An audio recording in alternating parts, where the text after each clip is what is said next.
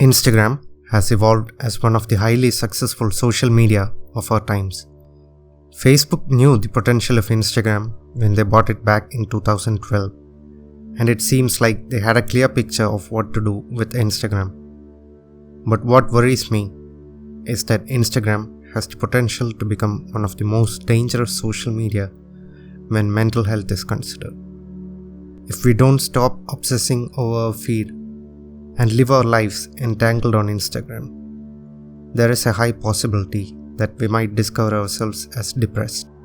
Let me tell you how. The internet is flooded with articles, forums, videos, and podcasts on the topic of how to grow on Instagram. People propose all kinds of techniques and tips to follow to gain numerous followers and grow on Instagram. But understanding the algorithm is no rocket science. It is quite understandable and straightforward, unless we are driving traffic to our feed from external sources. Spending precious time on Instagram is the only way to grow in numbers.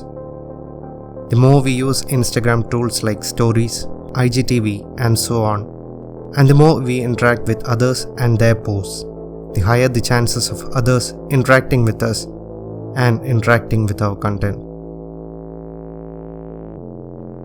The designers of the algorithm require each one of us to interact more and more and spend a substantial amount of time on their platform. This rewards us with more engagement on our posts in the form of likes, follows, and comments.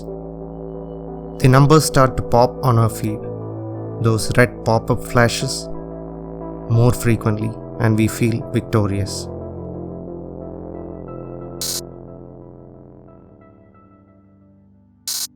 There are tons of people who teach and preach us on how we can beat the Instagram algorithm. But there is one thing that is clear as daylight. You just can't beat any algorithm. We can work with it, understand it, and get what we want by utilizing it. The preachers and the preached fail to understand that algorithm wants you to behave in a certain way, and they are doing the exact thing. So, the simple truth is, you can't beat the Instagram algorithm. We either become a part of it, or we can choose to ignore it completely. Again, the basic principle is engagement. They want us to be engaged, constantly scrolling through our feeds, double tapping, commenting, and connecting with others. What we get in return is the dopamine release and a false sense of achievement when we observe the likes, comments, and follower numbers go north. But what they get in return is something precious and valuable in today's age: data. Your preferences, tastes, and behavioral patterns are recorded. Facebook wants us to spend time on Instagram. They definitely do not want the bots to do it for you. This brings us to the business model of Instagram.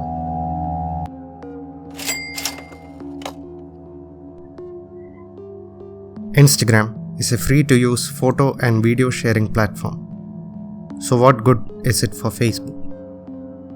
Just like the parent company, the revenue model of Instagram is based on advertisements, paid promotions, and sponsored posts.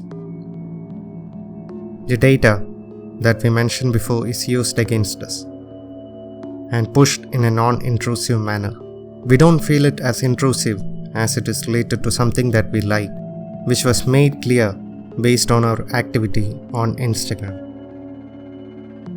Since we are needy and greedy for more interactions on our posts and feed, we spend most of the time doing exactly that. And they are more than happy to push in more advertisement. When the average user spends more time on Instagram, the more Facebook's revenues grow. The plethora of Instagram or social media gurus and the so-called influencers continuously feed us a lie that for us to get noticed, or in order for us and our business or art to grow, we need a good presence on Instagram. And for people to find us on this platform, we need followers and engagement on our posts. They are partially correct. As a business, one can benefit from the business model of Instagram. But as a normal person who wants to showcase their art or some work to the world, we don't need an Instagram account. With those lies and the immense amount of time we spend on the platform, our mind slowly learned to seek validation for all the things that we post on our feed. We forget about our objective, whatever it might be. All we seek now are the likes, follows, and comments. We see successful personal brands, businesses, and artists on Instagram. We observe that they have thousands of followers, likes, and comments. We see artists being featured on pages, and we slowly drift into the world of Instagram. The algorithm ultimately beats us and robs us of our senses and clear thinking. We fail to realize that these people and businesses are successful outside of Instagram, and their success had little to do with likes, comments, and follows. With the constant scrolling and staring, we start to associate ourselves with something big.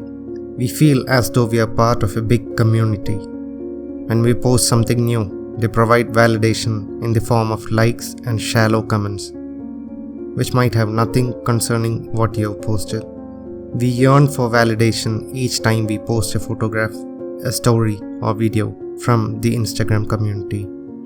Our mind starts to associate Instagram with society. The word Instagram soon starts to remind us of a group of people, their faces, and their happy memories. We get into a habit of comparing content that someone else posts, which is similar to ours. If we have posted something better than the other person, but he gets all the attention, we feel ashamed and start thinking on negative lines.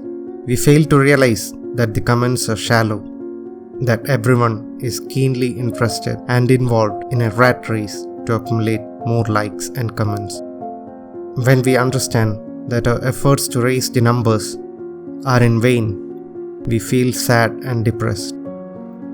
A feeling of self-hatred and self-doubt looms over us. We develop a myopic view of what we post, and we start to question ourselves on the quality of our posts. This will not help us in creating better content. We tend to follow the stats, the numbers. The numbers tells us that a particular post of ours perform better than something that we enjoyed creating and posting. We give up on what makes us happy and focus on creating that bestows us with validation in the form of high numbers, and we lose our identity in this process. We start checking our phones constantly like a maniac to see if something has happened. Has anyone liked or commented on our post? We need the red-colored flashy pop-up notifications to affirm the dopamine release. At times we realize that we are missing out on the beauty of real things. When we lock our phones and keep them away, we realize the reality that surrounds us. But we feel out of place.